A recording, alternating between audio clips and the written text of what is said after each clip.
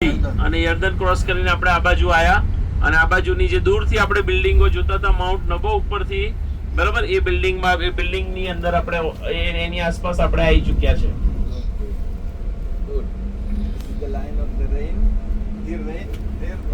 Right, આ line એ વરસાદની line છે. આ બાજુની સાઈડે પુષ્કળ વરસાદ પડે છે કારણ કે વાદળાઓ અહીંયા આવીને પુષ્કળ વરસાદ ઠાલવી જાય છે.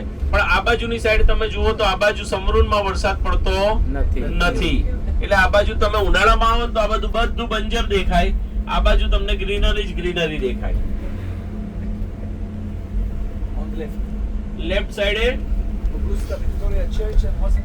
ઓગસ્ટા વિક્ટોરિયા હોસ્પિટલ અને ચર્ચ બંને તમારી પાછળ જઈ રહ્યું છે. કેમ એ અગત્યનું છે આપણા માટે? Indian troop who fought here in 1914. 1914 ની અંદર પ્રથમ વિશ્વ યુદ્ધ વખતે જ્યારે ઇન્ડિયનની જે ટ્રુપ જે કહીએ આપણે બટાલિયન કહીએ કે જે બ્રિટિશ આર્મીના અંડરમાં હતી, રાઈટ, એ અહીંયા હતી અથવા અહીંયા એ લોકો સેવામાં હતા. Just to say thank you Indian that you save us from the Islam hands. Right, ભાઈ આપણને થેન્ક યુ કહે છે કે તમારા લોકોએ અમને એ જે ઇસ્લામનું જે ત્યારનું સામ્રાજ્ય હતું ને જે વોર ચાલતું હતું એની અંદરથી અમારા લોકોને બચાવ્યા હતા, એટલે આપણને થેન્ક યુ કહે છે. This is why we like Ichikdana, Mera Juta, Murmurkena, Tumse Acha. Once again. Friends, the reason that we like the Indian very much is because 100 years back in 1918 Indian troop released Israel from hand of Ottoman Islam and bring us back the independence for British and Jewish as well. This is the reason that we like you very much, not because of Ichikdana, Merajuta, Tumse Acha, Murmurkena. Okay? I hope that we have singer in the bus. Yeah, we'll see.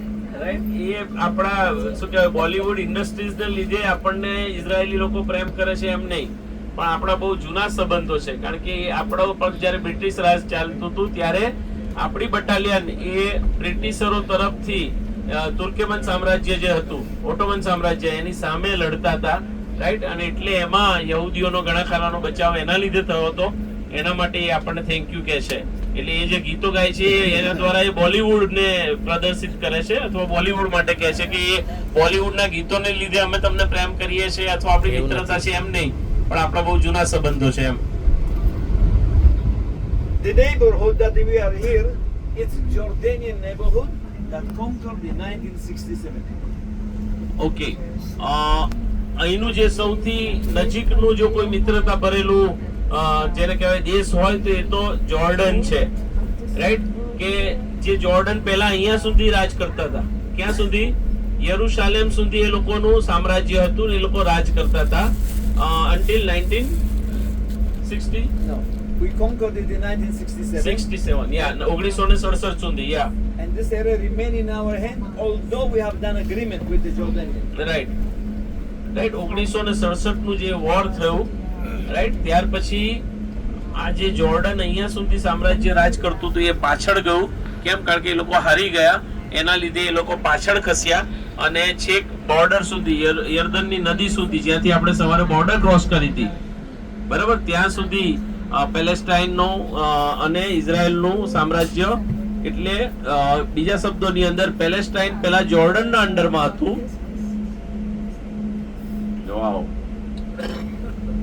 Right, પણ Palestine ઉપર capture કર્યું 1967 ના war ની અંદર, અને એટલે પછી ઇઝરાયલની border છેક યર્દનની નદી સુધીની થઈ ગઈ.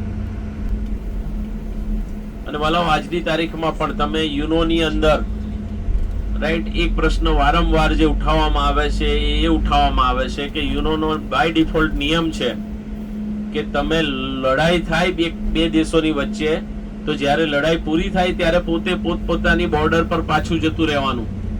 યાદ છે, ઇન્દિરા ગાંધી છેક પાકિસ્તાનની અંદર લાહોર સુધી ઘૂસી ગઈ આપણી આર્મી, બરાબર, પણ પછી જ્યારે સંધિ થઈ, કોમ્પ્રોમાઇઝ થયું, યુદ્ધ રોકાઈ ગયું, તો આપણે આપણી બોર્ડરે પાછું ફરી જવું પડ્યું.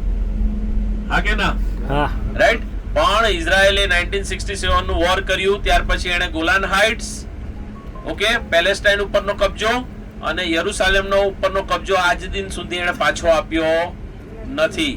અને એટલે વારંવાર યુનોમાં એ મુદ્દો ઉઠે છે, બરાબર, કે ઇઝરાયેલે આ 3 બાબતોને પાછી આપી નથી, બરાબર, અને આપણે બીજા દેશ ઉપર પ્રેશર કરીએ છીએ કે ભાઈ તમે તમારી બોર્ડર લાઈનને વળગી રહો.